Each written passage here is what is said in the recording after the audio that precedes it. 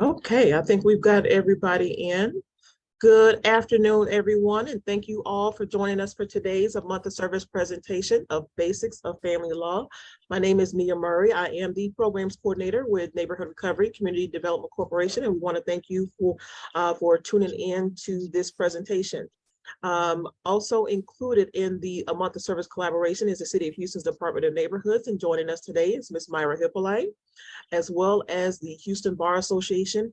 And on behalf of the Bar Association, we have our volunteer presenter who's here today with the Law Office of Maria Lowry, PLLC. Ms. Maria Lowry is going to be presenting the information here today. Also included in the partnership is Lone Star Legal Aid, the Earl Carl Institute, Harris Central Appraisal District is their new name, Harris County Tax Assessor Collector's Office, and the Houston Volunteer Lawyers. And collectively, we make up A Month of Service. And basically, for those that don't know, A Month of Service is a collaboration of these 8 different organizations that come together on a monthly basis and offer a variety of different workshops, resources, information, relative to asset building, asset protection, maintaining of generational wealth, and community empowerment. And in part of that series, there are quite a few different legal workshops that we offer. And today's presentation will be about basics of family law. And the reason why we do what we do is because we know that there are a lot of underserved communities that are out there that don't know about a lot of information that's available to them, that don't know about a lot of resources that they have access to, and just really don't have the information when it comes to the basics of a lot of things, like wills and estate planning, or family law when they're disputing or having issues with child custody or divorce, or whatever that they may have questions related to. Then this is an opportunity for them to receive such information, as well as to share information with family members, co-workers, that they may find this information to be beneficial as well. So we want to thank you all for coming this afternoon and for coming back. For those of you to continue to support A Month of Service, we definitely appreciate your attendance and your presence here today.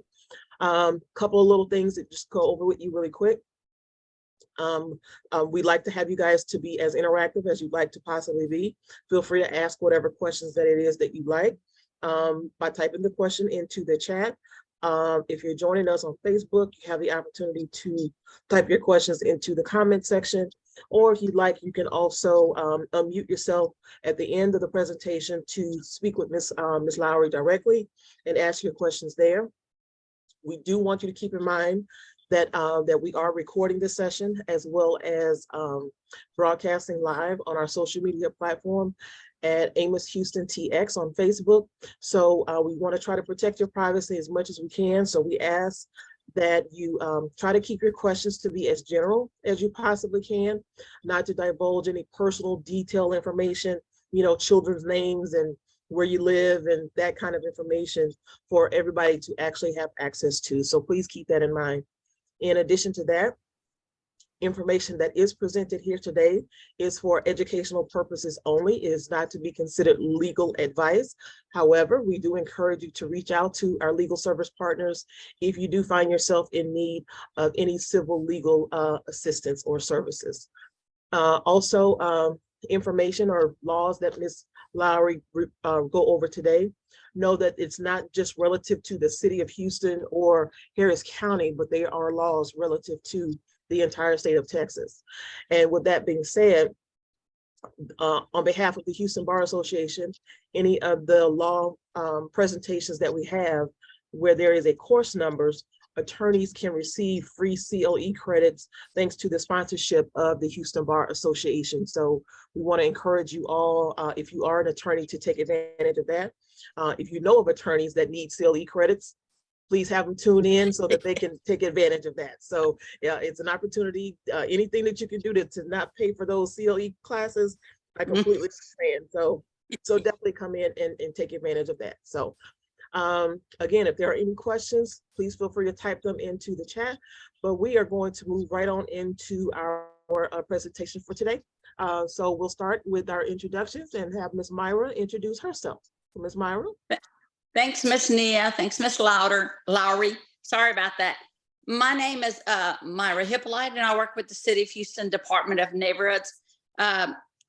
Office of Neighborhood Engagements under the direction of Division Manager Paul Green. On behalf of Director Takasha Francis, sorry about that, on behalf of Mayor Sylvester Turner and Director Takasha Francis, we want to welcome you to the Month of Service Partnership. As many of you know, that this month is the month of the woman, and we want to tell each one of y'all and remind each one that we do have the power. Keep shooting for the stars, and any dream, any goal that you have that you want to achieve, you've got this, and don't let this world stop you, because the only one that can stop you is you yourself. So guys, have a great day. And one other thing, don't forget that the City of Houston Department of Neighborhoods is hiring community service inspectors and code enforcement officer trainees. They close on May 31st. If you're interested in an entry-level position with the City of Houston, please go to the City of Houston career website and put in your application. And the only one, just reminding you again, the only one that can stop yourself is you. And that's because you don't apply. So thanks, guys. Have a great day. And spring break is here. Woo! Not for some of us. Yeah, not me, not me. All right. Ms. Lowry, would you like to give an introduction of yourself, and then you can move right on into your presentation? Absolutely. All right. Well, my name is Maria Lowry, and I have lived in Houston for about 20 years and had been coming here my entire life because my mom grew up here, and so my grandparents lived here when I was a little kid. So I consider myself a Houstonian, and I'm at least fifth generation Texan as well. Before I was a lawyer, I taught in the public schools in Austin, taught elementary school. And so in getting my elementary education degree, I did a lot of psychology and family systems training because part of what they teach you is how to manage a group of small people. And so that experience translates very well to law, because if I can make a 10-year-old boy write a creative essay, if I can persuade them to do that, I can persuade a judge to do things. And so those are some skills that have transferred into my legal work, but also my experience in working with families and groups of people helps me when I'm working with a family that's going through a big change. And family law is all about big changes. It's whether it's divorce or custody or child support, it's an earthquake in some people's lives, and often the kids had no say in making the decisions that led to that earthquake. And so I like to counsel my clients on how they can help their kids through that process.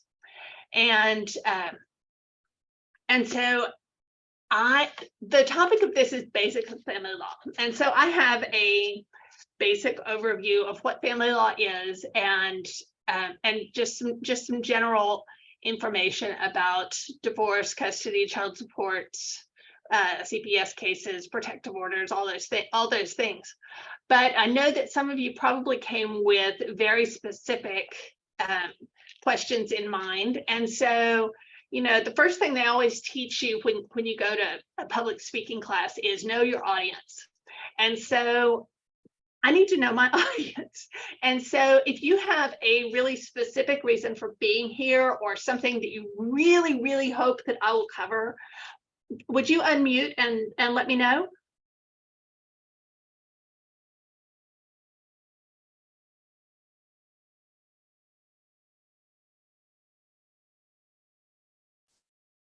I'll include that question in the chat also, Maria, so that way people can answer in case they're not comfortable with unmuting themselves and asking. Absolutely.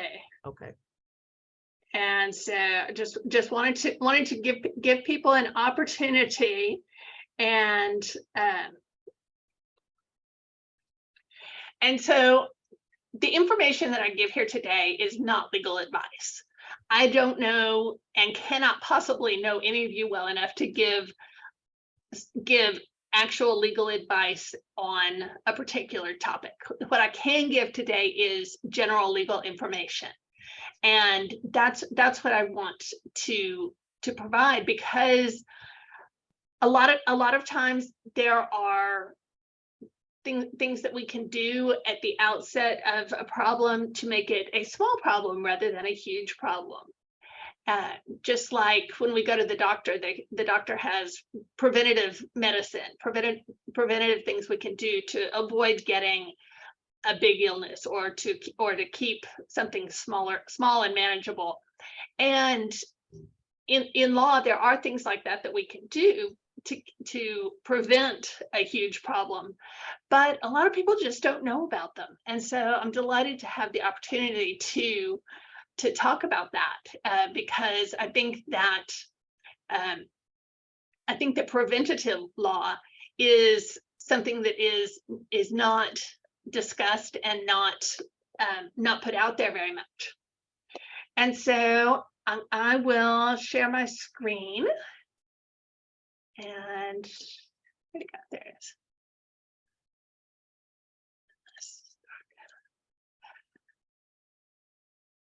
So the major areas of family law: divorce, paternity, and SAPS are getting orders that say what rights each parent has with regard to the child.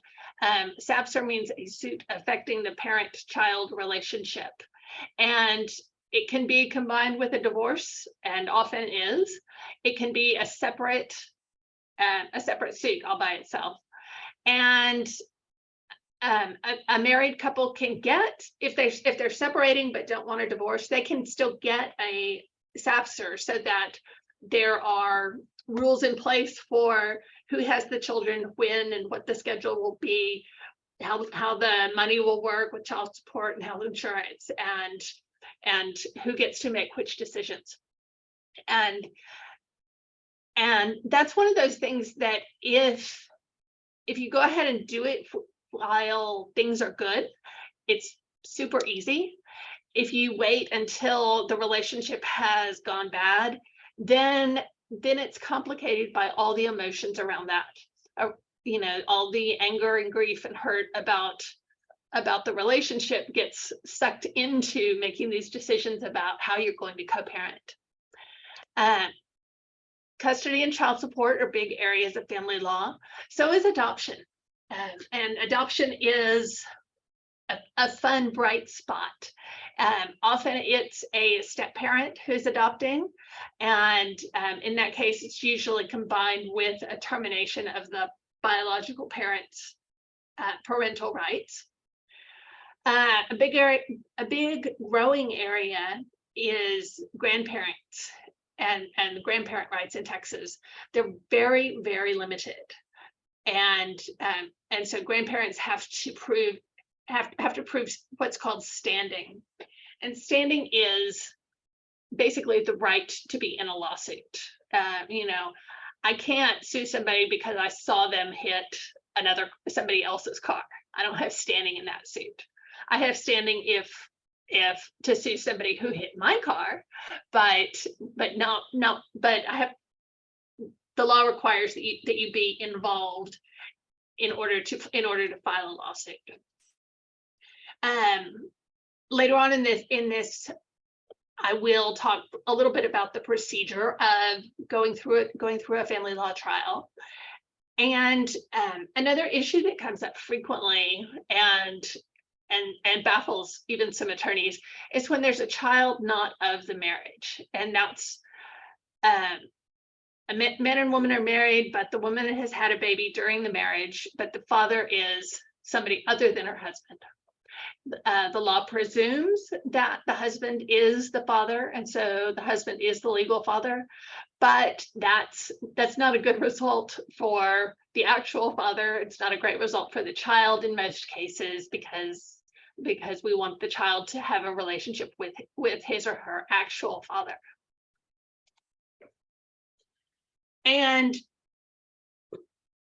sometimes I put this at the end of the presentation, but I think it really belongs up front, because there's a lot that you can do on your own. And there's this wonderful website that it's www.texaslawhelp.org. And there are forms on there that can help you file a divorce, file a modification of the child custody or child support orders, to file an enforcement, to help you do a will. And these are forms that are put out by the Texas Supreme Court and the Office of Court Administration. They are up to date. They're based on Texas law, and you can't really count on that with any other online site. So please, if you are going to do a lawsuit in family law for yourself, don't use online forms from any other site. Don't pay for forms. You've got them for free here, and they're better. They're good. The Harris County Law Library is another hugely valuable resource that we have. Every county has a law library. Harris County's is, in my humble opinion, one of the best. And I was recently on the Houston Bar Association committee that serves as the Law Libraries Board, and so I got to know more about what the library does. They provide, obviously, books and resources. They also provide a wealth of information. They cannot give legal advice because they're not attorneys, but they can give you a whole lot of information that points you to where you can find the legal information that you need to answer your question. And they even have temporary access to Westlaw and LexisNexis, which are if you're not familiar with those, they are kind of the premier legal search tools. And so you can go to the Harris County Law Library and get a temporary access to those. And you can even do a lot of that remotely. During COVID, obviously everything was remote. And so now it's the best of both worlds. We have the in-person services and the remote services. www.makejusticehappen. This is Houston Volunteer Lawyers. They're one of the sponsors of this A Month of Service series of presentations, and another wonderful organization. And there people can get matched with attorneys from all over Houston who want to do pro bono legal representation. And I've had at least one case my entire career. I've done many cases for Houston Volunteer Lawyers. But of course, I spend most of my time and energy running a for-profit business. And so there's a limit to how much I can do pro bono, as much as I would like to. AVDA is an organization that focuses on victims of domestic abuse, AVDA, aid to victims of domestic abuse. And so if that is something that has been an issue in your family, that's definitely should be your first stop. Some vocabulary and some terms. I talked a little bit about what SAPCER means, suit affecting the parent-child relationship, and that it can be part of a divorce or not. And it talks about conservatorship, which is essentially the decision-making about the child, possession and access, which we commonly call that visitation, but neither parent is really visiting their child. Both parents are parenting all the time, but this talks about when each of them has the children with them. It also talks about child support and health insurance. And now health insurance also includes dental and vision insurance as well. Another important term is the MSA, a mediated settlement agreement. Most courts in Harris County, and I dare say that most family courts in Texas, require mediation before you can go to court to get a temporary order, or before you can go to trial for a final order. And so anybody who says, well, I just want to talk to the judge, is kind of out of luck, because there's this requirement that mediation is attempted in good faith. And so if it doesn't work, then the case goes to the judge for decisions. But it's often best to get a decision, to get a plan that you've had some input in crafting. And so the mediated settlement agreement will be something that the parties have agreed to. It's important to know that an MSA is irrevocable.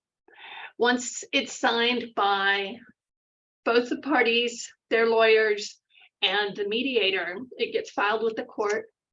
And it's really, really difficult to set it aside. And so it's important that you understand what you're agreeing to. And if it's not your agreement, that you don't sign it. And that's why you want an attorney with you, because the mediation is going to last about 4 hours. It's going to cover settling everything about how you're going to go forward with your children, with your property, and a lot of it is going to use legal shorthand.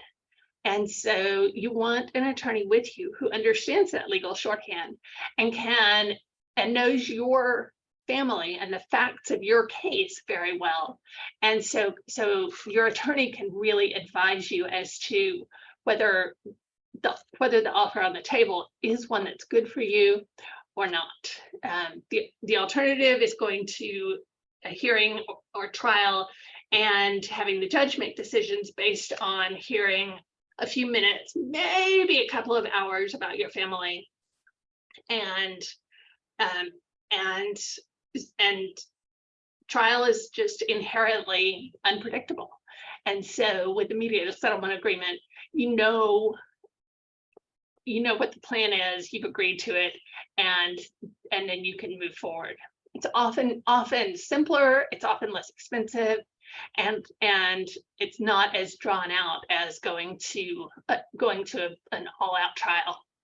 And if there are kids involved, it's often better to go ahead and get it finished, so that everybody can start moving towards the next normal. We talked about standing, the legal right to bring a suit. And jurisdiction is, this could be a whole semester in law school. But basically, it's whether a particular court has authority to make decisions about this particular issue. And some courts, some jurisdiction issues are about where you're located, which county you're in, and how long you've been there. Some jurisdiction issues are about whether the court has already made decisions about this family, and so it's important to know that there are jurisdiction restrictions on where you file and where your case has to be decided sometimes. Again, that's not something that most people are going to wade into without an attorney. Anytime that there's a family law case with children involved, the court is going to want a parenting class. And this is not something that's going to teach you how to be a parent. You already know that. You've got that cold. But this is going to talk about how to help your kids through this transition, because there's a lot going on. There's a lot of emotions. The kids are often having a lot of grief about losing the day-to-day contact with one parent or the other, or just losing the sense of stability that they had with an intact family. And so there's a lot going on. And so none of us is, born with the hardwired knowledge of how to help our children through that. And so the required parenting class gives us that knowledge so that we can help our kids. And it gives us some skills for talking with an ex, because that's again another skill that doesn't come hardwired.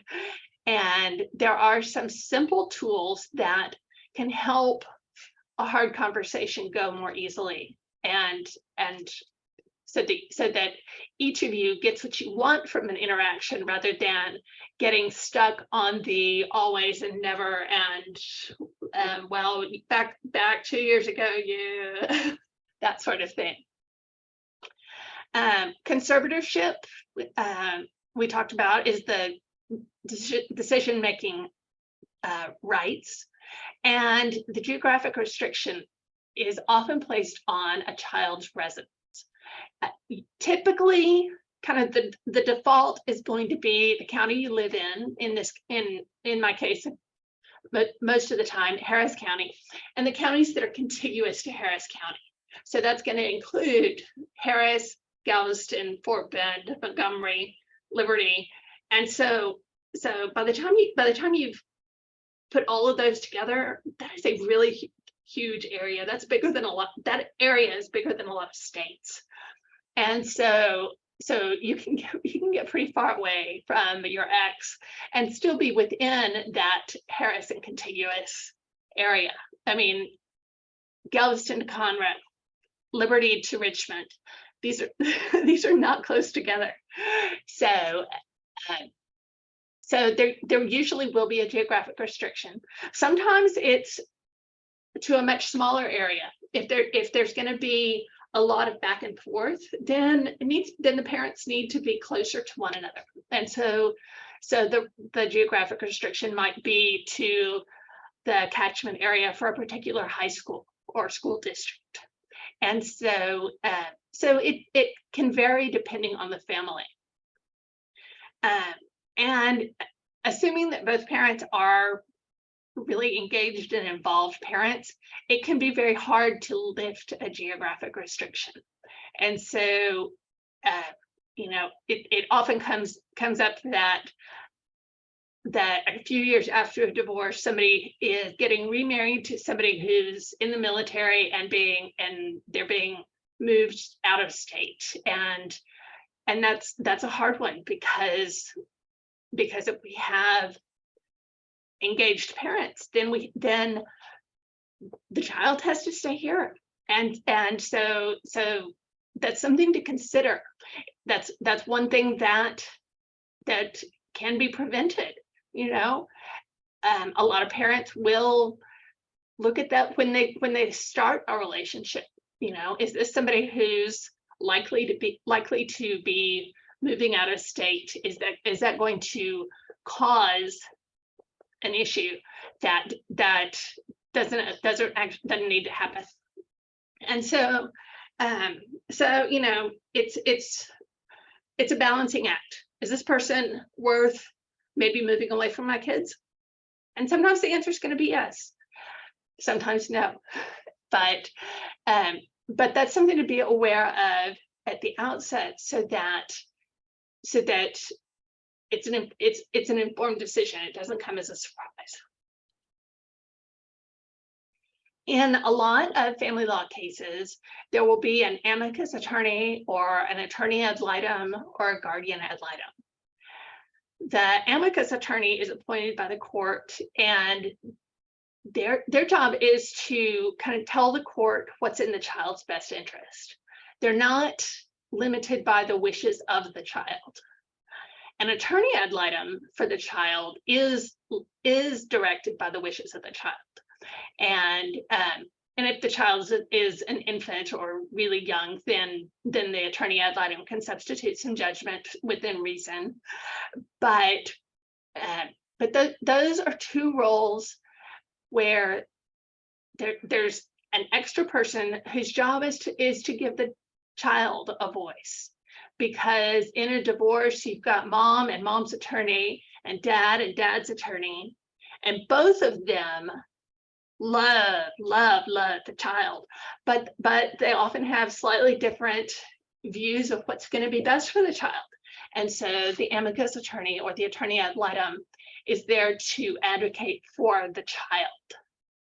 And a guardian ad litem is typically appointed more when there's somebody who is not able to represent themselves. If the mother of a child is a minor herself, then there might be a guardian ad litem for that mother. Or if someone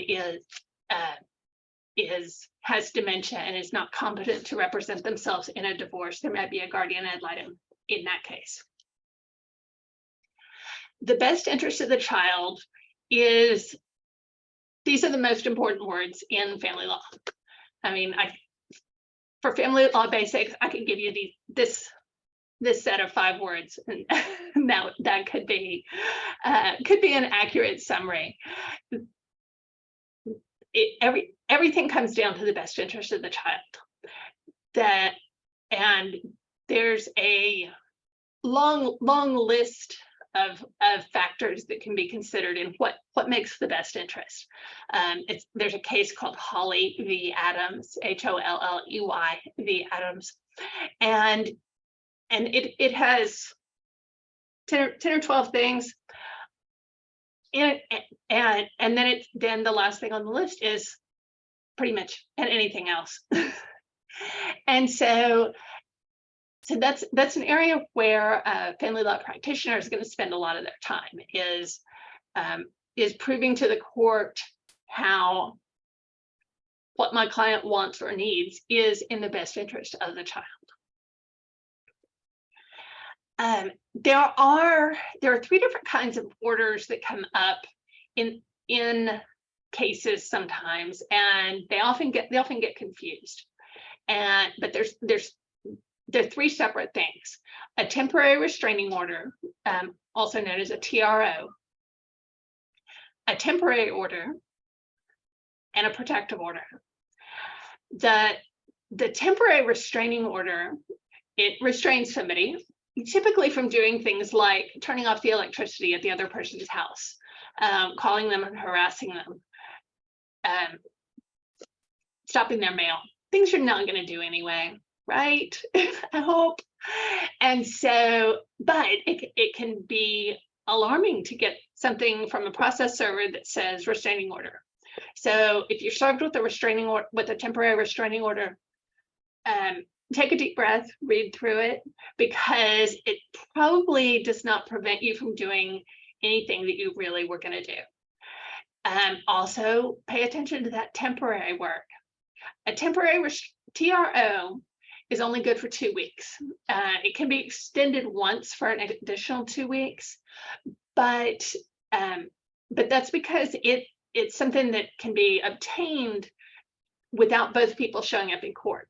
One side tells the judge their story and says they need a temporary restraining order. And it's not until there's a hearing that the other side gets to tell their story.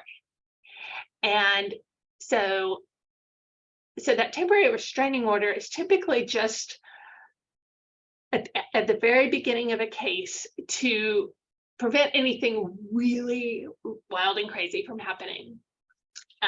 Sometimes it can prevent people from grabbing the child and moving to Tahiti, and just whatever's necessary so that everybody can then get into court where both sides can tell their story.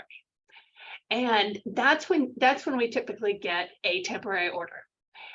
And the temporary order only happens after a hearing, when both sides are present, both sides get to tell their story, and we set up who's going to be the temporary conservator, who on a temporary basis is going to designate where the child lives, who's going to make decisions, who's on a temporary basis, who's going to pay temporary child support, who's going to provide health insurance during this temporary order. And so it just kind of sets some ground rules while everybody has time to figure out what's going to be the good long-term solution. Because often often we need some time to do some research, do some discovery, and get the information we need in order to make a good long-term solution. But we need a temporary order to help keep things rolling along in the meantime. And a protective order is a different kind of order. It is for real protection from violence. You have to be able to prove that family violence has occurred and is likely to occur in the future. It's in Harris County, there's a special court, the 280th, that was created solely to hear protective orders. And if there's a family case going on at the same time, sometimes the two judges will talk and confer to see, should everything be heard in one court or the other, or do they just need to keep each other apprised of what orders they make? And so, but protective orders in Harris County get filed in the 280th, and like I said, if there's an open divorce or open custody issue, then we file a copy of the protective order information into the family law case. Presumed father. When a child is born, there's generally a pretty good idea who the mother is because of the fact of giving birth. And I'm not going into assisted reproduction and same-sex a great deal in this presentation, just because you know, we're only here for a couple of hours and not all day. And so, but the family code talks about what makes a man presumed to be the legal father of a child. One of them, as I mentioned earlier, is being married to the mother when the child is born. Another is living with the child when the child is very young. Also, there's a document called an acknowledgement of paternity. And typically when the parents are not married, typically that acknowledgement of paternity is filled out in the hospital along with the information to get the birth certificate. And so a lot of families don't even remember whether there is one or not. But if it comes up, then a query to the Bureau of Vital Statistics can answer the question about whether there is one and get a certified copy of it. And it takes a couple of months to get through the bureaucracy of that, but it's a way to find out whether there is a legal father for a particular child.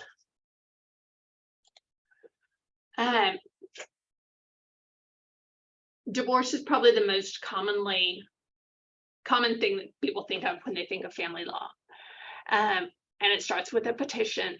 The divorce petition goes through some technical things. It says who's asking for the divorce. There's a statement about jurisdiction, that you've lived in the county, in the county for 90 days, and in the state of Texas for 6 months. If you haven't lived in that particular county for 90 days, then you can file in another county where you just moved from, where you had that jurisdiction, or you can wait. Most people choose to wait. After the petition is filed, then we have to have service, and this is where a process server or a constable takes a copy of that petition to the other party, and so that there's a neutral person who can swear that the other party knows about this lawsuit. A lot of people would prefer not to have a constable or a process server come see them. A lot of times that happens at work, and some people find it embarrassing or uncomfortable to have to answer questions about what is that guy doing. And so in that case, they can sign what's called a waiver of service, which is a document that has to be signed in front of a notary.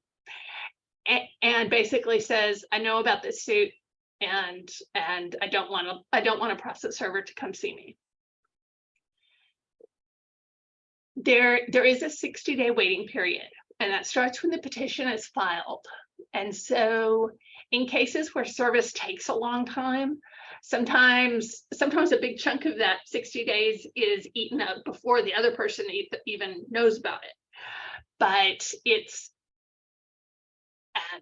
one of the quickest in the country. You know, some states want you to be separated for 6 months or a year or various other lengths of time. Texas doesn't even require that you've moved out.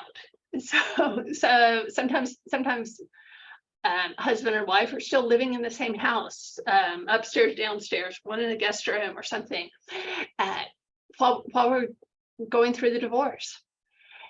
That 60 days is a minimum, and nothing magically happens. The court's not going to call you up on day 60 and say, okay, come finalize.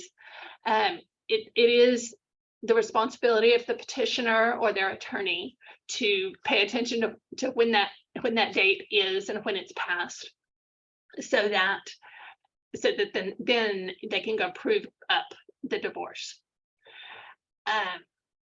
There's also a 30-day bar on remarriage after the divorce is final.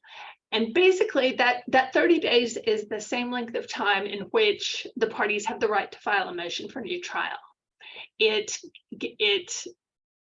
provides a little bit of a legal safe harbor so that you don't go start a new marriage and then find out, oops, I'm still married to this other person. And so that bar on remarriage can be waived, but it's only in special situations. I generally counsel people who are planning to remarry that they wait to put down any deposits until that 30th day. The other thing that can slow down a divorce is if one of the parties to the divorce is pregnant.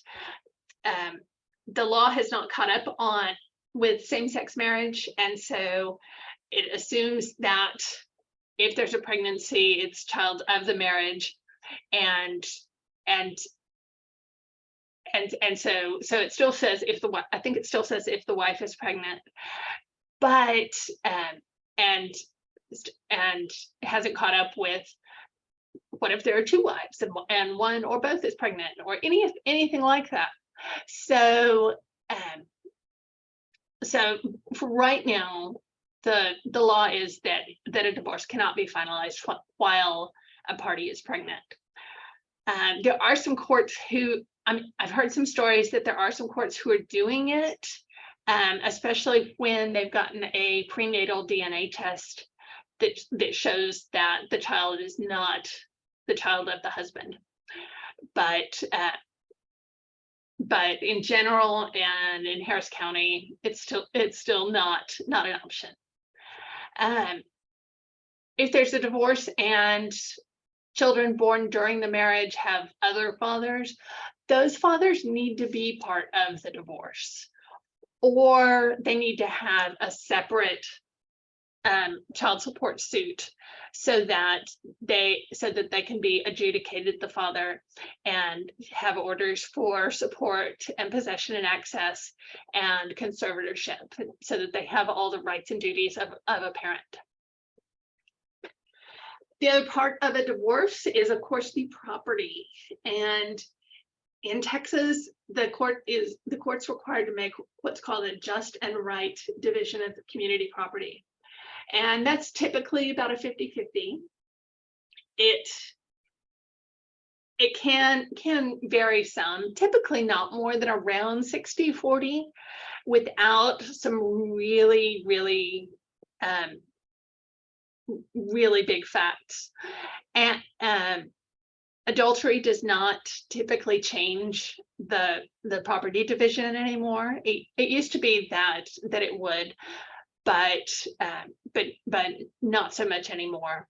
Cruelty might, and so it really depends on the facts of the case, and not only the fact of what happened, but what can actually be proven in court. And because sometimes everybody knows that something happened, but the ability to prove it in court is not there. In a divorce, typically it's been the woman who changed her name in the first place when she got married. And so a divorce can change a name, but only back to a previous legal name. It can take you back to your maiden name, but it cannot change your first name. It cannot change to a whole new name. That's only allowed in a separate name change suit. And if there's a separate name change suit for an adult, that requires a fingerprint-based background check, and so that the whole history can be connected. Name change for a child requires both parents to agree, and when there's not agreement, often we get into a hyphenation situation, and so then this poor kid's filling out big long name for the rest of his life, or until it turns 18 and can change it. And but there can be big fights over a child's surname. There's not a right. The father does not have a right to give a child his surname, and so it can be either one. Let's see. We talked a little bit about the presumed father. An adjudicated father. You see the JUDIC, so you know it's by a court order. This can happen either with an acknowledgement of paternity form or a court order that says this person is the legal father of that person, that the parent-child relationship is established between these two people. And that's done with the acknowledgement of paternity form. There's a separate thing called the paternity registry. And this is established so that if a man believes that he's going to be the father of a child with somebody, he can file it in the paternity registry, and that will basically prevent that child from being given up for adoption or having any other legal fathers, because the adoption suit or anything else would require a search of the paternity registry. And so particularly when it's a relationship when the relationship between the mother and father has ended, or if there's some lying, deceit, or something in there, the paternity registry does not automatically give any rights, but it can just kind of get the foot in the door. Every time I do a custody case, I suggest that we do paternity testing. DNA is really, really easy now. Usually it's by a cheek swab, and so it's simpler than a COVID test. And so it needs to be done at a place where they take photographs, where there is a chain of custody, where every time it's handed to somebody, they get a signature from the last person. And so there is a track about who had this swab in their hand all the time, from when it leaves the cheek till it goes to the test tube lab to do the actual test, and then the results when they're written down and presented, and so there's no opportunity for anybody to have messed with it.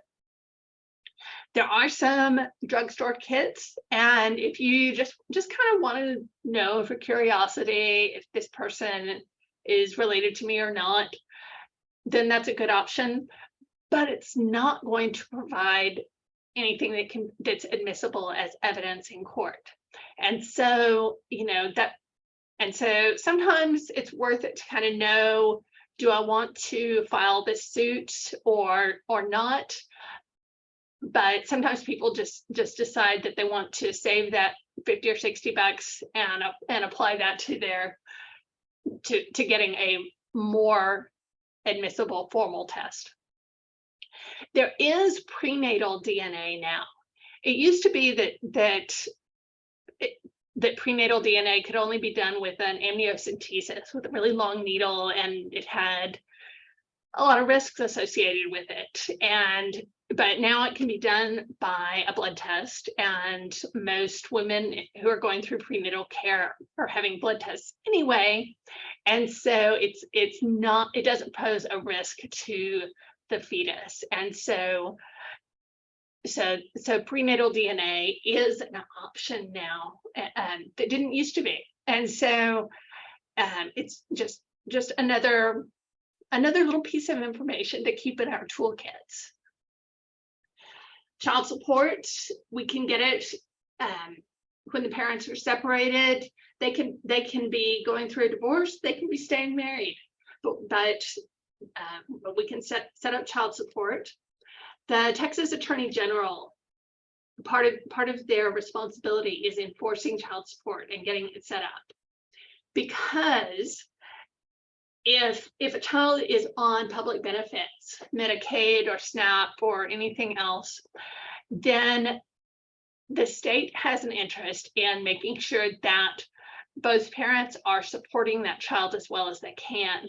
And so that if the child has access to private health insurance, then the state wants the child to be on private health insurance.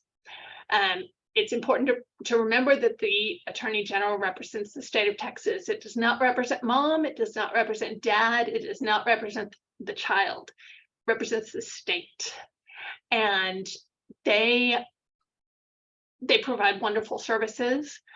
They're free services, but they can be very, very slow. They're limited, understaffed, and often instead of sending actual service, they'll send a letter, because a lot of people just show up for a letter. But there can often be even more resets in an Attorney General child support case than in a private one. The Texas Family Code sets guidelines for child support. And so basically it comes down to a mathematics equation that, depending on how many children are in the family and how many other children the paying parent has, that'll determine a percentage, and that percentage is applied to the paying parents' take-home pay.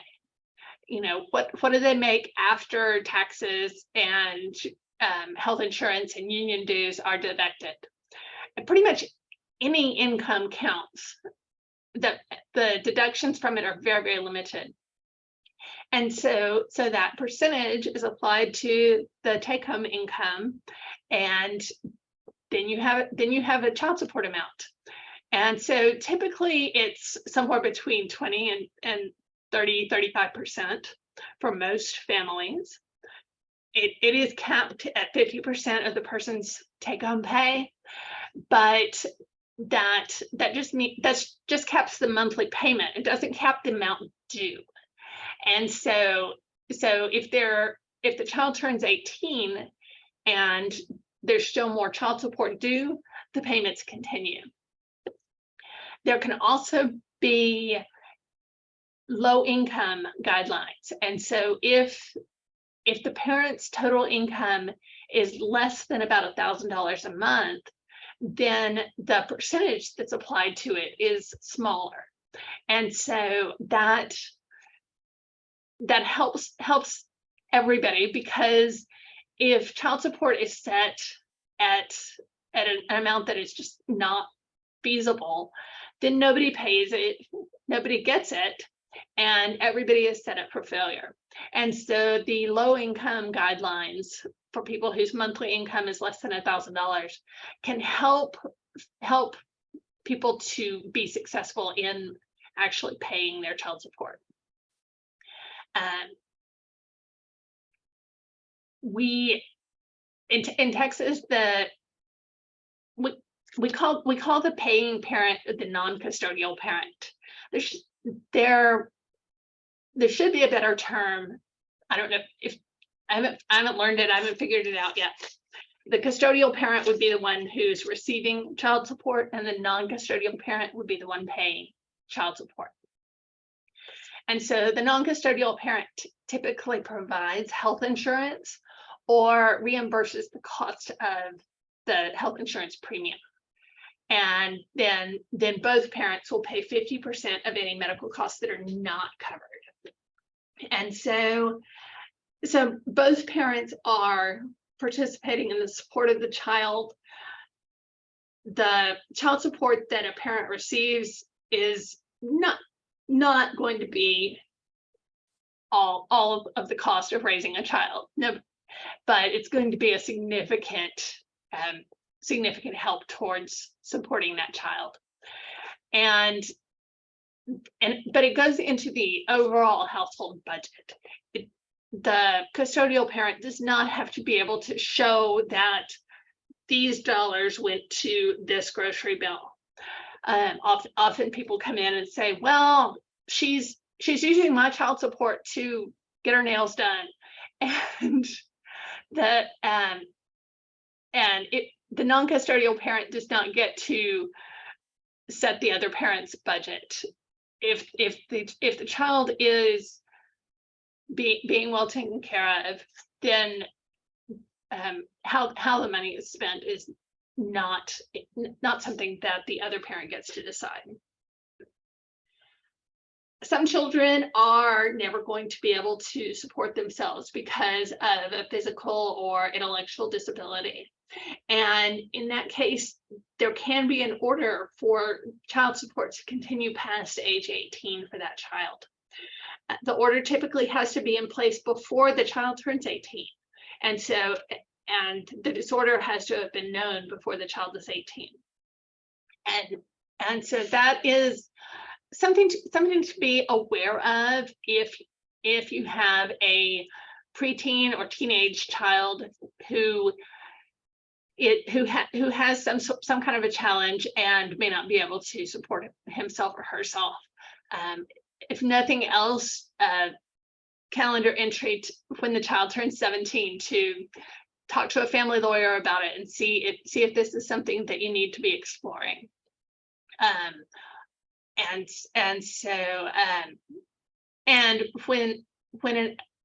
when a child turns 18, some parents need to obtain guardianship of the child, and that starts to stray outside of family law.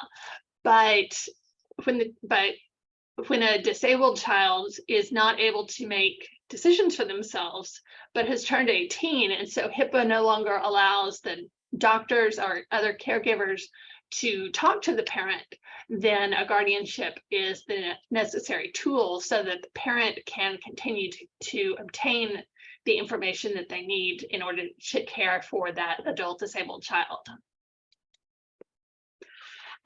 Different states use the words conservatorship and guardianship differently. In Texas, conservatorship typically means the rights and duties related to raising a child. And guardianship typically talks about the rights and duties that are given to someone to take care of an adult who can't take care of themselves. Other states use them entirely the opposite, and so that's one of many reasons it's important to make sure that the information you find online is related to Texas law. because you don't want to read up on conservatorship and then find out that that you've been becoming expert in California law or North Carolina or someplace else. The conservatorship is what we're talking about when we're talking about child custody. And the family code sets out a bunch of rights and duties, and some of them are the rights and duties of a parent at all times. That just because you're a parent, you have the right to talk to the child's teachers and talk to their doctors and dentists. You have the right to consent to emergency medical care. You have all sorts of rights that are so obvious to you that when you see the list, sometimes people are thinking, well, of course. But the family code sets those out just as a floor. These are the rights and duties of a parent. There are also other duties of a parent when the child is with them, like to take care of the child, not to leave them in the park overnight, feed them, things like that. But also to when the child is with you, that parent gets to direct their religious education, gets to decide whether they go to church or synagogue or any sort of religious education or not. And then when the child is with the other parent, that parent gets to make those decisions. And if the child breaks a window or does some other kind of tort or causes damage to something, the parent they're with is the one who is on the hook. And so it's important to know that's part of what comes along with having your child with you.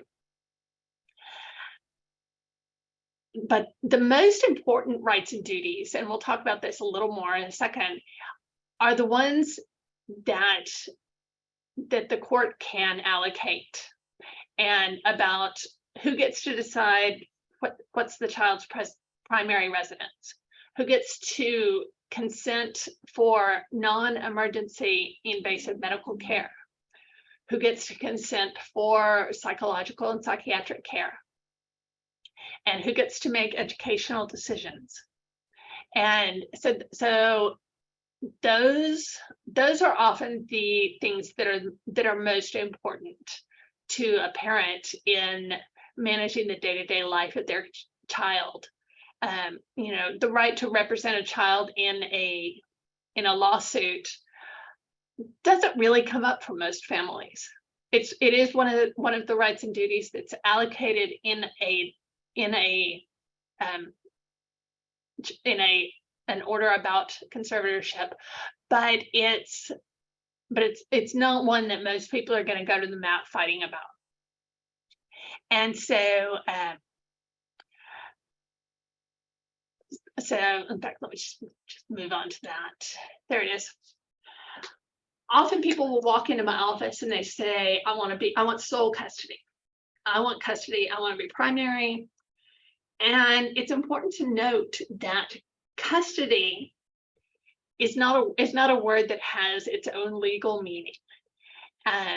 We know what it means when we know that it means care of something, and we know that it's a word that's often used informally, even by lawyers, to mean care of kids. But when you're actually going through a divorce or a suit affecting the parent-child relationship, it's important to set that word aside, and because it can be a distraction and it can be a detriment. And so what I think are more important to focus on is who has the right to designate the primary residence of the child. It's often called primary, but it's separate from when's the child going to be with me and when's the child going to be with the other parent. We don't get to that until we get down to talking about possession and access. This is just who's designating the primary residence. And primary residence can be important for schools, because typically a public school will want to use the address of the parent who has this right. And so if you want the child to go to the public school near your home, you probably want this right. Another one is non-emergency invasive medical care. And this can be anything. And some people use it to talk about vaccinations or other things where there are deeply held beliefs, and sometimes the parents just do not agree. There can be an provision in the order for one parent to have the right to make the decision, to be exclusive on that decision. It can be independent, where either of them can make the decision just without talking to each other. And that tends to work best when both parents like and trust and respect one another, and they know that the other parent will make good decisions for the child. But then sometimes we need an order that says that mom and dad need to agree. And if they don't agree, then they're going to be ordered to follow the recommendation of the child's primary care doctor or the school counselor or someone like that. And so it's agreeing ahead of time about who do we like and respect, that we think cares about our child, that we agree can serve as a tiebreaker if we get to that point. And like everything else, it's an agreement we make in advance, not in the heat of the moment. And so it helps things go more smoothly when we are having to make a decision about our child's medical care or psychiatric care or anything like that. For children who attend public school, the choice of which school to attend is generally dependent on who has the primary residence. But there are a lot of other educational decisions that often come up, whether to label a child within a special ed or 504 program, whether to put a child in a gifted program or skip a grade or hold back a grade, in any of those things. And then there are occasionally times to go to a magnet school or other programs. And so those education decisions can be important. And sometimes one parent has a particular experience or a particular worldview that makes them the more appropriate parent to have that right. Sometimes the parents can just leave it independent and leave it till things come up. And so it's one of the things that the parents need to be thinking about as they negotiate the suit affecting the parent-child relationship or the divorce. This is part of what happens in a mediation, is going through these rights and saying, okay, who's gonna have this right, and is it exclusive or is it independent or is it joint, and figuring all of those details out. The court can confer with a child. Many years ago, there was a different statute that said that if a child was 12 years old or older, they could write down a preference about who they want to live with and send it to the court, and that would be binding on the court. That would dispose of all issues. But what happened most often is that the court gets one of those from mom that says, I want to live with mom, and the court gets another one from dad that says, that's the same kid saying, I want to live with dad.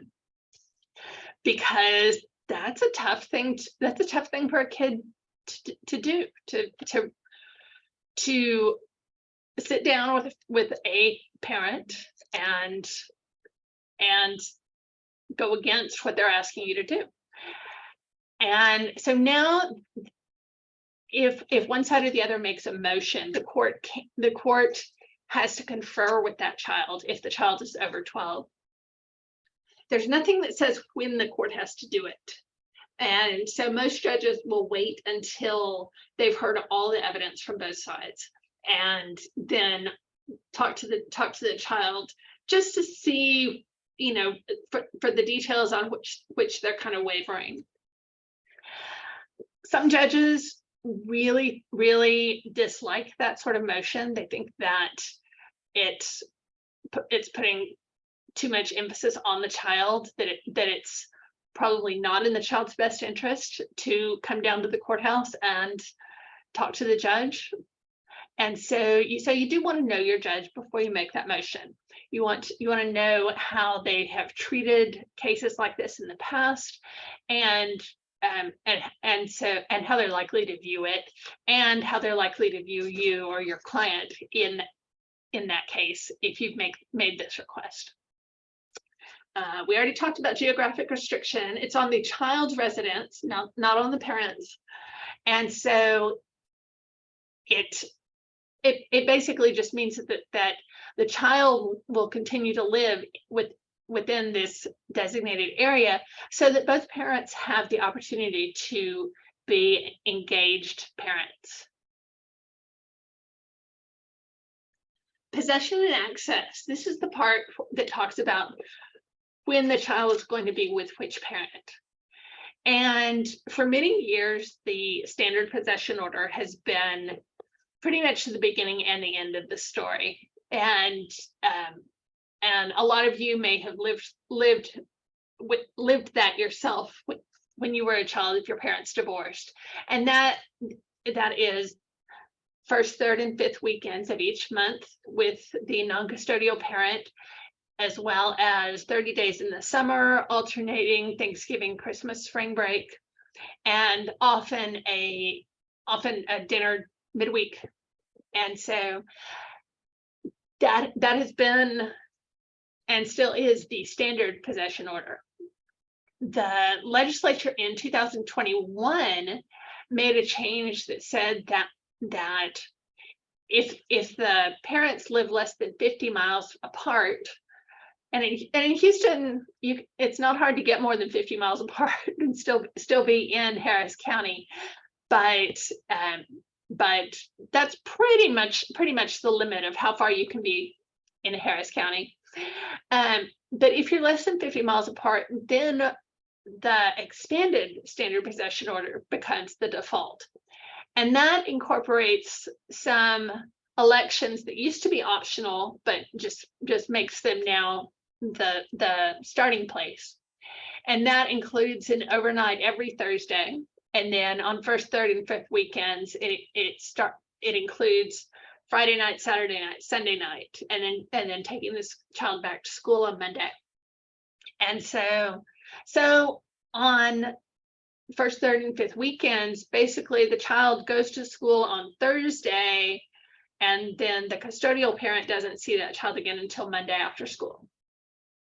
And so that gets us a lot closer to an even amount of parenting time. And it does not necessarily change the child support calculations, but it does make it easier for both parents to actively parent the child. When the parents live 50 to 100 miles apart, then the standard possession order, the same one that's been around for ages, is the basic plan, and it can be modified to some degree. At mediation, parties can agree to almost anything that's really going to be good for their family and good for the child. But the judge, if it goes to a hearing or trial, the judge has to stick fairly close to the family code. And so if you want something creative, it needs to happen at mediation. The standard possession order when you're greater than 100 miles apart typically is going to be 1 weekend a month, and then 42 days in the summer, every spring break, and then alternate Thanksgiving and Christmas. And so it's not the same, but it's an attempt to give parents who are a little further apart time to build lasting bonding relationship with their kids. And if an order is rendered and parents live fairly close together, and then one decides that they want to move several states away to another country, whatever it is, they can often the moving party will be responsible for the increased costs of visitation.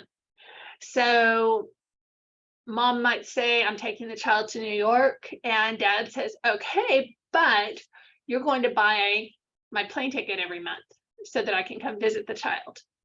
And sometimes that's the way that is sorted out, because dad still wants to see the child on a regular basis, but shouldn't be forced because of somebody else's decision. Dad shouldn't have to pay all the costs of that. And so often it's the moving party that has to pay whatever those increased costs are, whether it's airfare, gasoline, whatever. Supervised visitation is available, and when one parent has had issues with drugs or alcohol or violence or mental health challenges or whatever it is, if the child is not going to be safe being alone with the parent, then they can order supervised visitation.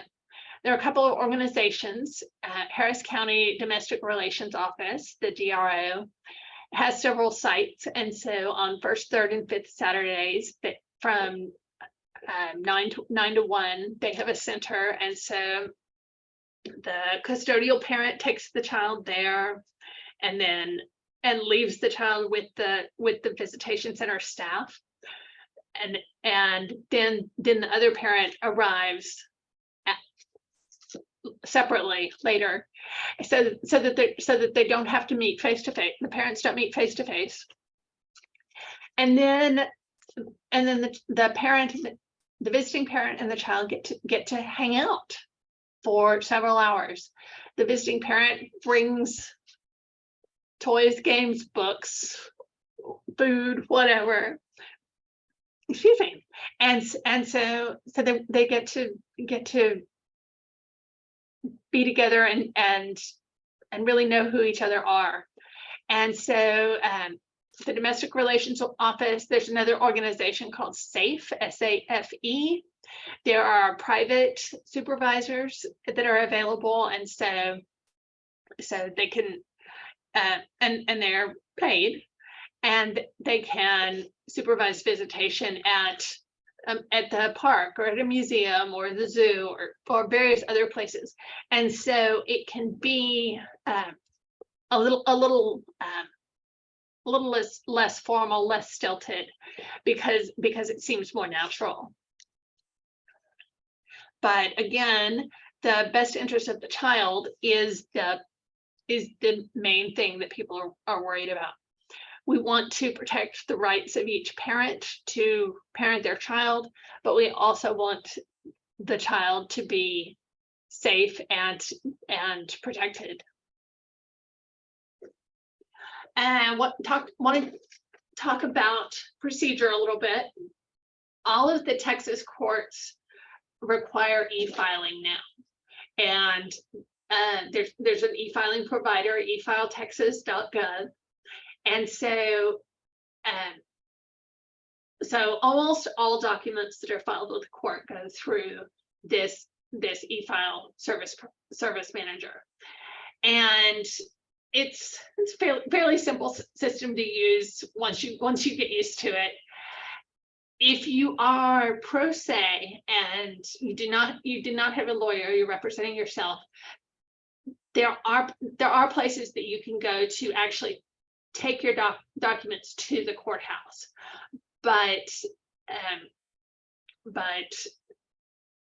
even most pro se people choose to e-file because it's easier to find a computer than it is to go downtown and find a parking place and go inside to file your paper documents. If you do file paper, take 2 copies, because the clerk is going to stamp each of them, and they're going to keep one of them, and they'll give you back the other one. That's your file stamped copy. And if you e-file, you'll get a file stamped copy back when the clerk accepts it. But that file stamp on it is what proves that you've actually given it to the court, that it's in the court's file.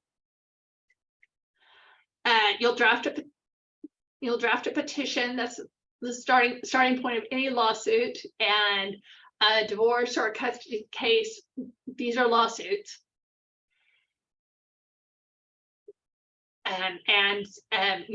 You can use the forms that are at www.texaslawhelp.org to help with the drafting. You e-file them. You can pay the filing fees.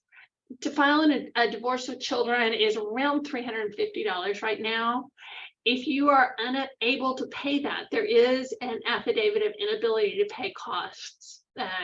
It's on that texaslawhelp.org site as well. And on that, you'll describe what your income is, what your monthly expenses are, and demonstrate that there is no way you can afford to pay the cost of a lawsuit. And then you'll sign it. It'll be a sworn statement, and you file that, and the filing fees will be waived. After you file, you'll get an email back that it's been accepted, and there will be a link to a file stamped copy of the document. Occasionally, it'll be rejected or returned for some reason, and there will be an explanation about what you need to do differently, or you can call the intake office at the district clerk's office. And earlier I talked about service. A waiver of service is often the way I start a case, because it doesn't create embarrassment or shock and surprise. It's a little bit easier, and so it can set the tone for a lot more agreements and a more collegial divorce than just sending a process server. So if you're sending a waiver of service, the form is again at texaslawhelp.org. And you want to wait till at least a day after the petition is filed. And partly that's because you won't have the cause number or the court number yet until it's filed. But also the waiver of service can't be filed until at least the next day. And so this just prevents that from even being an issue. You'll include the court number and the cause number on it, and send it to the other party with a copy of the petition. They'll sign it in front of a notary, and hopefully they'll go ahead and just e-file it for themselves. If not, they'll send it back to you and you can e-file it. It is important to make sure that it is e-filed, because it does need to be on file before you can complete the divorce. And if down the road there's a default, if you send notice of a hearing and the other person doesn't show up, the waiver of service will need to have been on file for a particular length of time. And if you're on the other side, if you've received a waiver of service and you're like, what is this? And it says waiver, am I waiving my, you're not waiving your rights. You're waiving your right to have a process server come see you. And so, first big piece of advice with it, as with everything else, is read it.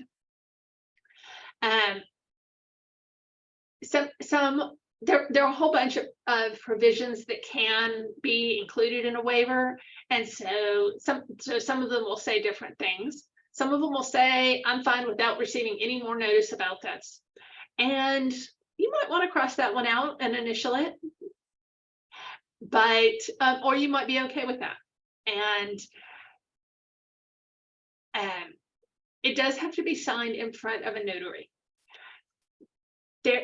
Texas does have a thing called an unsworn declaration that can be used in place of a notary on most things, but a waiver of service is not one of them. Only an inmate, and I think there's one other small exception that it's so small that I don't even remember it off the top of my head. But inmates can use an unsworn declaration on a waiver of service, but in general, just remember that it does need a notary. And if you amend your petition later on, you do need a new waiver of service.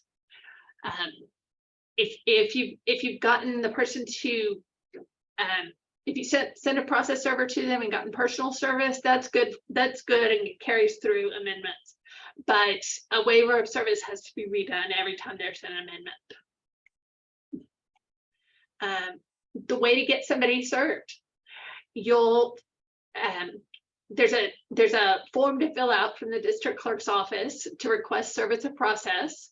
You fill it out, you e-file it, and there's an $8 fee to get a citation. And then you can get it. There's a lot of different ways to receive that citation.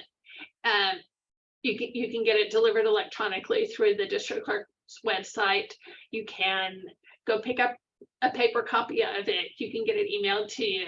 There are a variety of different ways to do that, and you will indicate when you fill out the form how you want to receive it,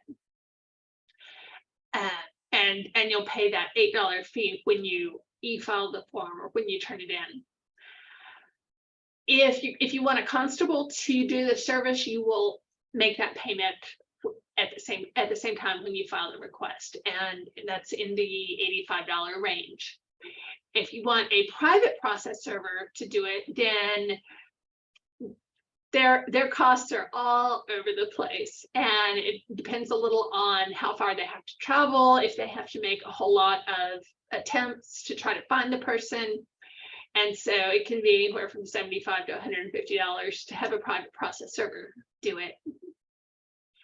And then regardless of whether you have a constable or a private process server serve the citation, you need to make sure that the return of service is e-filed.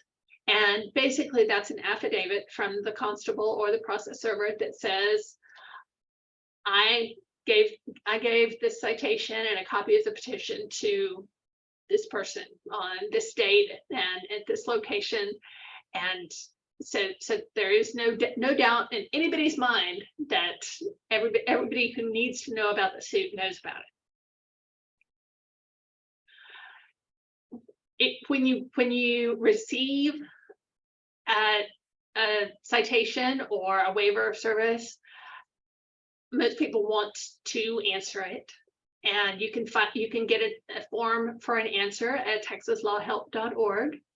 And one of the most important words in that are going to be that you make a general denial. And basically that means I deny everything they're saying or asserting, and I want the other side to prove what they're saying. And so that's what puts things in issue. So you want to make sure that your answer contains the words general denial. And you can file an answer without waiting to be served. If you know there's a suit out there, and you just want to go ahead and get in so that you can start the process to, you know, starting get you closer to finishing, then you can go ahead and file an answer. That takes the place of being served. Almost all family law cases go to mediation at some point. And the mediator is somebody who is neutral. It's typically somebody who has practiced family law as an attorney in this county, and so knows these judges and how they are likely to respond to a given issue or a given set of facts. And there are some that are low cost. The Harris County Domestic Relations Office, I believe theirs is on a sliding scale, and the Harris County Dispute Resolution Center also offers sliding scale or free mediations. And some of that is grant funded, and so when they've gotten a good grant, sometimes they can do more for free than other times. In most private cases, either the court will appoint a mediator or the two lawyers of the two parties will agree on somebody. And most attorneys who practiced in Harris County for a while have 4 or 5 mediators that they'd like to go to. And so that's a conversation that generally comes up between the attorneys fairly early on. And so if the attorneys have agreed on a mediator, typically that's who the court will appoint, or the court will agree on that. And then after mediation, the court either gets the mediated settlement agreement that says everybody showed up and here's what they agreed, or they get a notice of impasse that everybody showed up, they tried in good faith, but we just couldn't get to an agreement, an impasse. There's just no way forward, and the court does not get any other information about who said what was offered, anything like that. And so what happens at mediation stays at mediation, except for the agreements that come out of it or the notice of impasse. And so if you go to mediation and there is an impasse, or the agreement is only on some issues and not others, it's important to remember that you can't bring up what things that you learned or that were talked about in mediation. Also, the MSA is binding. There have been a couple of Texas Supreme Court cases in the last few years that talk about the mediated settlement agreement being the agreement of the parents, that a judge has very, very little opportunity to make any changes to it, and that it's very, very hard to set aside. So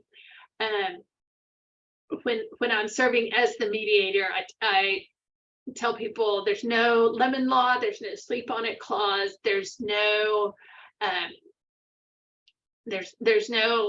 well, I talked to my sister about it and she said clause. It is set in stone as soon as it has all the signatures.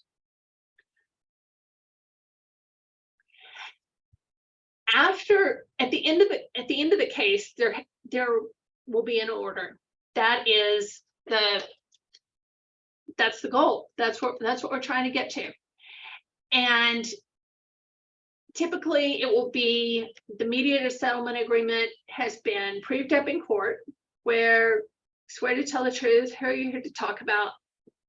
We're here to talk about my family. I'm asking for a divorce because the marriage has become insupportable because of discord or conflict of personalities that destroys the legitimate ends of the marriage relationship. We've made agreements about children's conservatorship support and possession and access. Those agreements are in the best interest of the children. We've made agreements for division of community property. That's just and right. Talk about name change, talk about jurisdiction, and then the judge says, okay, you're divorced. You're divorced as soon as the judge renders the divorce, whether or not there's a gavel bang. when the judge says it, then magically the marriage is over. But there's still an entry date. There still has to be a formal order. And often that means that a mediated settlement agreement that was 4 or 5 pages long is going to turn into a 50-page order because of all that shorthand and all the legal presumptions that are part of that are mentioned in the MSA, but just with a few letters or a few words. The entry date is basically a due date. If the order is turned in electronically, e-filed electronically, and it has everybody's signatures, then nobody has to appear at the entry.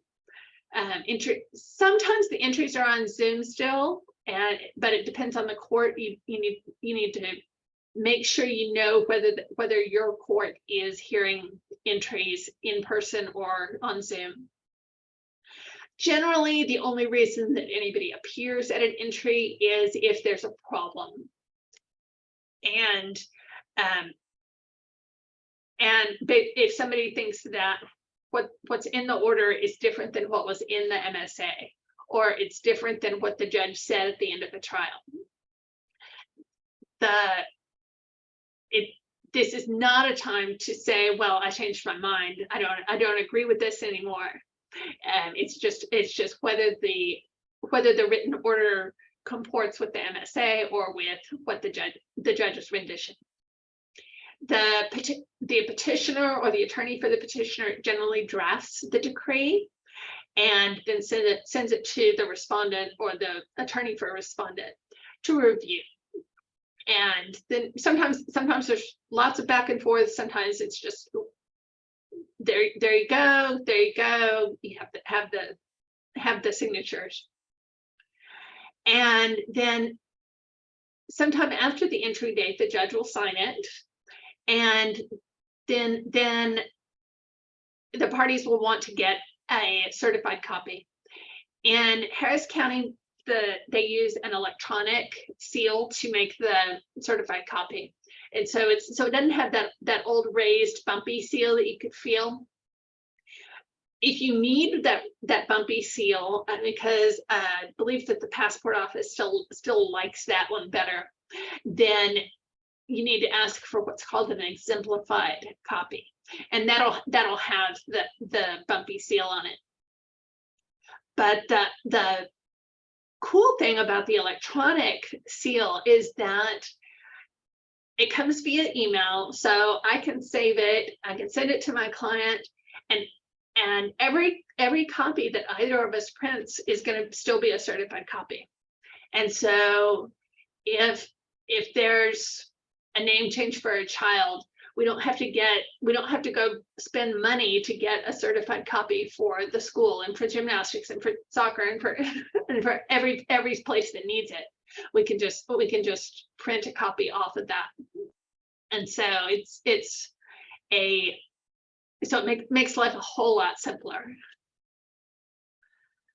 Sometimes people don't follow through with their agreements, and we need to enforce an order. And so we can enforce an order for child support, for possession and access. If we have to be able to say in the petition, I was at the right place. And so it's not enough if dad says, I'm not going to give you the child this weekend. That's not a denial.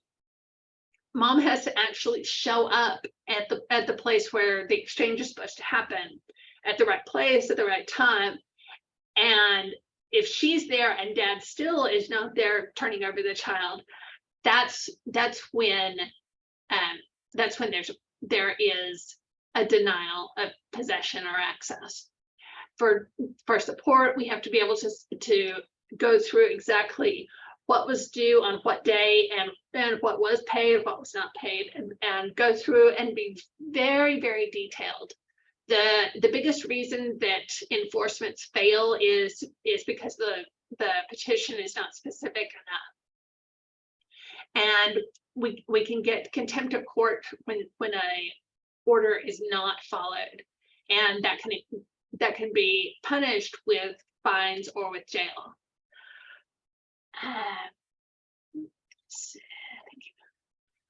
Sorry, I was just checking the messages to see if there were any questions I needed to address. An order for child support or for possession and access can also be, that's what I wanted to do, can also be modified. And it can be, for child support, it typically has to be more than 3 years since the last order, or there has to be some material and substantial change. And material and substantial is one of those special legal terms of art. And so it needs to be something unforeseeable, you know, not just the child got older and eats more. It needs to be that there's something that's very, very different. And sometimes it's that mom went back to school and she got a much better job, and so she can pay a whole lot more child support now. Graduation or a big career change like that, or a big job change, that can be a material and substantial change. And so then basically with child support, we would be asking the court to look at what the income is now and apply the current guidelines and make a new order for what the child support should be. Protective orders, we talked about these a little bit earlier.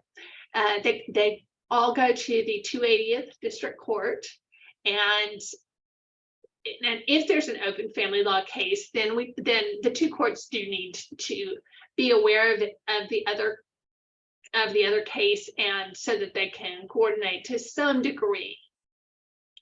It's important that to get a protective order, you have to prove both that family violence has happened and that it's likely to happen in the future.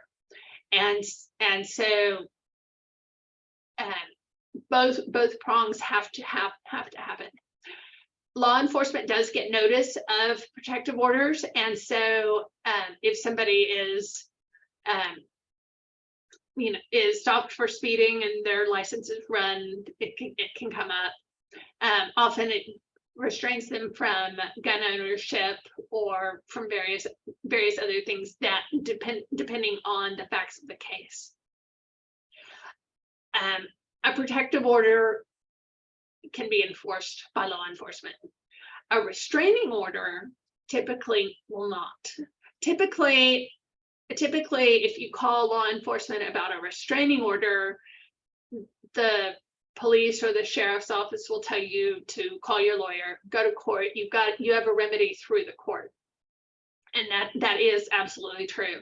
And so most of the time, law enforcement will not be interested in taking care of a restraining order. By the same token, they're typically not interested in monitoring a possession exchange or other things like that. And so the protective order can protect a person. It can protect all the members of a family. It can say you can't go within X number of feet of this residence or the child's school, or a variety of things. The addresses do have to be in there. Otherwise, how do I know where I'm not allowed to go? And so sometimes people are a little antsy about giving their address to someone, but it's necessary for the person to know where not to go. Another big part of family law is CPS cases. And it's really hard to give general advice about what to do if you're in a CPS case, because they're very, very fact specific. They're very, very individual. And a lot of the time it comes out because CPS has gotten a query, they're investigating because they're required to, and then they find out that the kiddo is just fine, that bruises are because they have an older brother and they like to wrestle, And so they close the case and go away. Other times there might be a safety plan or a participation in services agreement. And those are designed to provide services and supports to help the parents kind of get over a hump or learn some skills that will make them a better parent. Often CPS will put those in place, and they don't really have any legal effect. But especially if the children are removed, then you're getting into court orders and things that really do need to be followed. If the department has asked for termination of parental rights, the parents are both entitled to an attorney, to an appointed attorney. And so, but they have to ask. And so it's important for parents to know that they need to ask. Statute says that CPS cases have to finish in 1 year, and that can be extended one time for 180 days. And there are fewer and fewer ways to find other ways to extend that. And so that means that things move fairly quickly in a CPS case, and everybody's goal is for the child to go back with the parents and for the parents to be strong and healthy parents. And so that's the goal of the case. But it's got humans in it, so it can go awry. So what other questions can I answer? Let me stop sharing. Stop. What other questions can I answer? It doesn't look like there were any questions that were put in the chat that I see. There isn't one on Facebook either. Okay, well, I have thrown a whole lot of information out there, and so I would imagine that it's been a little like drinking from a fire hose, and so questions will probably come up later. Nia, is there a place for people to send questions that they come up with later? Well, I'll include my my email and everything on the link of the recording. Thank you. And your contact information is in the presentation if you'd like to include it in the chat, if someone has questions for you as well. Matter of fact, if you could read out your contact information, so for those folks that are also joining on Facebook can write it down, that are only joining us and don't have access to the chat. Yes. Again, my name is Maria Lowry, Lowry, and my email address is mlowry@lowryfamilylaw.com. And I practice in Harris County in Fort Bend primarily, and have been doing this a long time. And so I hope that the information that I provided today was helpful to you, that it answered whatever drove you to come spend your afternoon here. And of course, just to kind of reiterate, this was kind of a basics of family law, kind of an overview.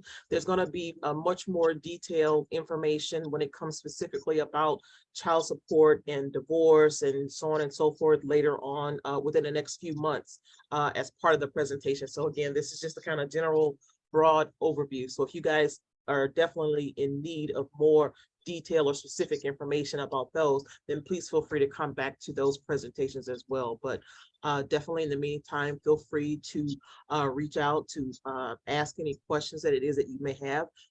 Feel free to email them to myself or contact Ms. Lowry's office directly if you're interested in assistance from her as well. The resources, I was writing down the resource information, the links, all of those that you had spoke of earlier. Yes. And I will be emailing those links as well as additional resources for everyone so that they can have access to those sites. Yes. For more information. www.texaslawhelp.org is one of the best things that the Texas Supreme Court has done in a long, long time. Indeed, indeed. That is a website that we utilize in some of the other presentations that they make reference to all the time. So that is definitely a good resource for people to reach out to. I think those were all the questions. I don't think typically I have some after of my own that I have, but I don't think I have anything. You pretty much covered a whole lot and addressed and answered a whole lot of questions. So so we want to thank you. How can we find you on Facebook? So Ms. Lowry? On Facebook, Law Office of Maria Lowry. Okay, and I also just tagged you in a lot of posts that I just sent out to share your information. So you're tagged there as well. Thank you. For a month of service. So thank you very much, Carmen, for asking the question. Miss Myra, is there any information or any questions that you may have? No, that's about it. It was a wonderful presentation. Thank you, Ms. Lowry. I was listening and writing down notes and I'm learning. I learned so much today. So thank you so much. Thanks, Ms. Nia. Oh, well, good. Glad it was helpful. Thank you very much. We do certainly appreciate you taking the time out this afternoon out of your busy schedule to present this information to the community. We greatly appreciate it and look forward to seeing future presentations from you when your time permits. Of course, we don't want to take advantage or take that for granted of your availability. So when time permits, so please let us know. I want to thank everyone else again for coming back, and for those that are new, thank you for joining us today. We hope that you found the information to be beneficial as well. Again, this session is being recorded. I will send a link of the recording out to everyone along with those resources that Ms. Lowry made reference to, and encourage you all to share the information with other family members, co-workers, neighbors, or whomever that can utilize this information as well. So it does us no good to keep all of this information that we receive to ourselves. Please share it along. So thank you, Freddie, for joining us and coming back. We appreciate it.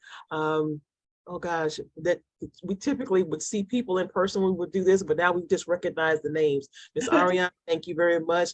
Miss Sarah, thank you. Carmen, Miss Lugo, definitely coming back for joining us. You all have a wonderful remainder of your afternoon, and take care of yourselves and be safe, and we will see you again soon at the next presentation. All right. Thank you very much. Bye. Bye-bye.